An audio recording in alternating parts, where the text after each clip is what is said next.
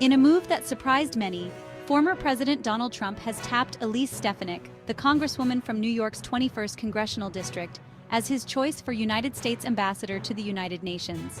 This nomination, if successful, would catapult Stefanik onto the global stage, representing American interests at the often turbulent United Nations headquarters in New York City. Trump, known for his unconventional approach to diplomacy and his disdain for multilateral institutions, has found a loyal supporter in Stefanik. Stefanik's nomination has been met with a mix of praise and condemnation. Supporters laud her unwavering commitment to Trump's America First agenda and her sharp criticism of the United Nations. Detractors, however, question her qualifications for such a high-profile diplomatic post, pointing to her relatively limited foreign policy experience and her staunchly partisan approach to politics. Stefanik's path to this nomination has been marked by a dramatic shift in her political ideology. Once considered a rising star in the moderate wing of the Republican Party, she has transformed herself into a fierce defender of Trump and his policies. This nomination is not just about Stefanik's personal trajectory. It also has significant implications for the future of American diplomacy and the role of the United States on the world stage. Stefanik's potential departure for the United Nations leaves a void in New York's 21st Congressional District, a sprawling region encompassing much of the state's northern reaches. This district, once considered a Republican stronghold, has become increasingly competitive in recent years, reflecting the shifting political landscape of the United States. Stefanik's absence from the ballot will likely trigger a special election, a contest that will be closely watched by both parties as a gauge of their respective strengths in the run-up to the 2026 midterm elections. The outcome of this election could have implications for control of the House of Representatives, where the balance of power hangs precariously in the balance. The race to succeed Stefanik is likely to attract a crowded field of candidates, each vying to represent this diverse district with its mix of rural communities, small towns, and suburban enclaves. The issues at stake are numerous and complex, ranging from the economy and healthcare to education and the environment. As the political season heats up, the residents of New York's 21st Congressional District find themselves at a crossroads, facing a choice that could shape their future and that of their community for years to come. Elise Stefanik's political journey has been one of striking transformation. Once hailed as a fresh voice in the Republican Party, known for her moderate stances and her willingness to buck the party line, she has undergone a metamorphosis, emerging as a staunch defender of Donald Trump and his brand of populist politics. This transformation was particularly evident during Trump's presidency, a period marked by deep partisan divisions and a relentless assault on traditional norms of governance. Stefanik, once a critic of Trump's rhetoric and behavior, became one of his most vocal defenders, echoing his attacks on the media, the judiciary, and his political opponents. Her unwavering loyalty to Trump did not go unnoticed. In the aftermath of the January 6th insurrection, when many Republicans distanced themselves from the former president, Stefanik remained steadfast in her support, even amplifying his baseless claims of election fraud. This loyalty earned her a promotion within the Republican ranks.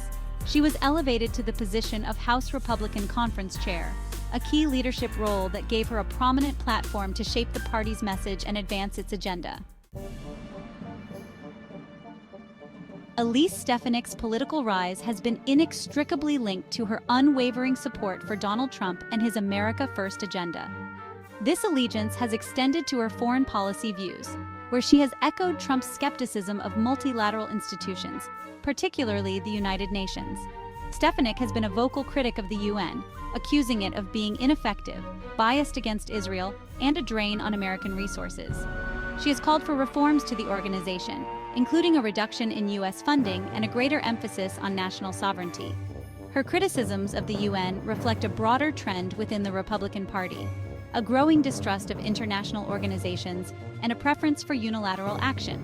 This worldview, often dubbed neo-isolationism, stands in stark contrast to the multilateral approach that has characterized American foreign policy for decades. Stefanik's nomination to the UN ambassadorship, therefore, represents a potential turning point in U.S. diplomacy. It remains to be seen whether she will use her position to advocate for reform from within or to undermine the organization from the inside out.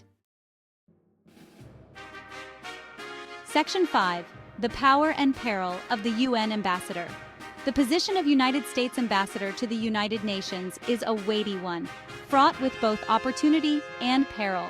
As the representative of the world's most powerful nation, the UN ambassador wields considerable influence on the global stage, shaping American foreign policy and advocating for its interests in a forum where every nation, regardless of size or strength, has a voice.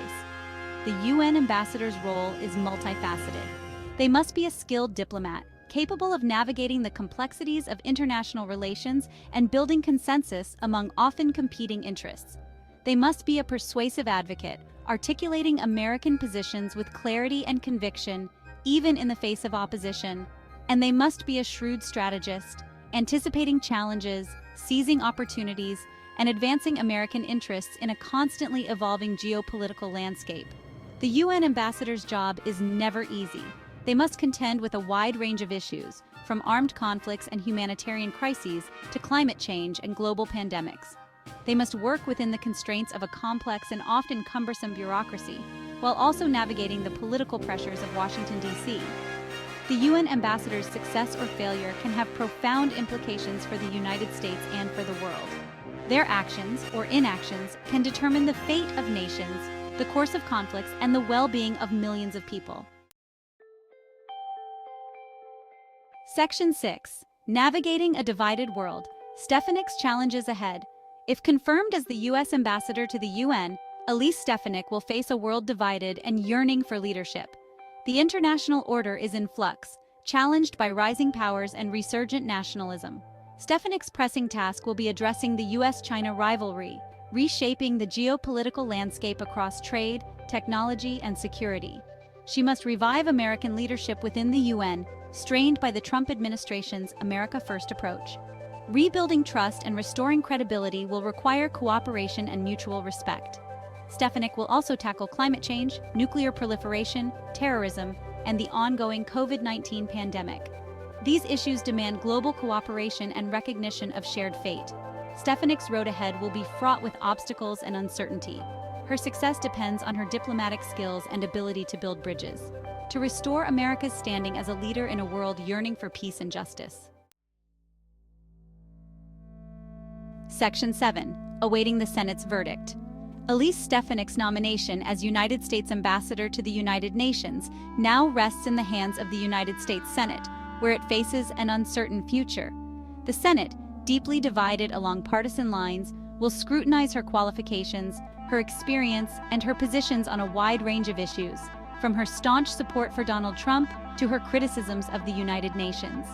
The confirmation process is likely to be contentious, reflecting the broader polarization that has come to define American politics. Democrats, wary of Stefanik's close ties to Trump and her embrace of his America First agenda, are expected to raise concerns about her temperament, her judgment, and her commitment to multilateralism. Republicans, eager to confirm one of their own and to advance Trump's legacy, are likely to rally behind Stefanik, praising her qualifications, her experience, and her commitment to American interests. The outcome of the confirmation vote will depend on a number of factors, including the balance of power in the Senate, the level of public support for Stefanik's nomination, and the effectiveness of both sides' arguments. The Senate's decision will have significant implications, not only for Stefanik's career, but also for the future of American diplomacy. A confirmation would signal a continuation of Trump's America First approach to foreign policy, while a rejection would represent a rebuke to the former president and his legacy. Section 8. The Future of U.S. Diplomacy, a New Era. Elise Stefanik's nomination as United States ambassador to the United Nations has sparked a broader conversation about the future of American diplomacy. The world is watching, eager to discern whether this nomination represents a continuation of the Trump administration's America First approach or a return to a more traditional, multilateral approach.